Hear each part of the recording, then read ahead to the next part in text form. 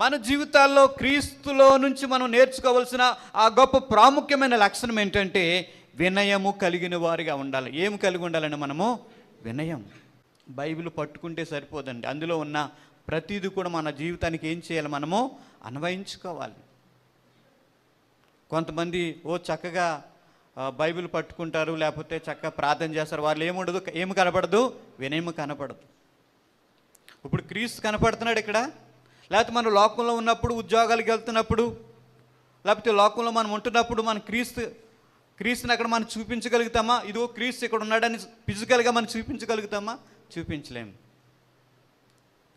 కానీ క్రీస్తుకు ప్రతిబింబాలుగా ఉన్న మనం ఎప్పుడైతే ఆయన వినయము లేకపోతే ఆయనలో విధేయతను ఎప్పుడైతే ఈ లోకానికి చూపించగలుగుతామో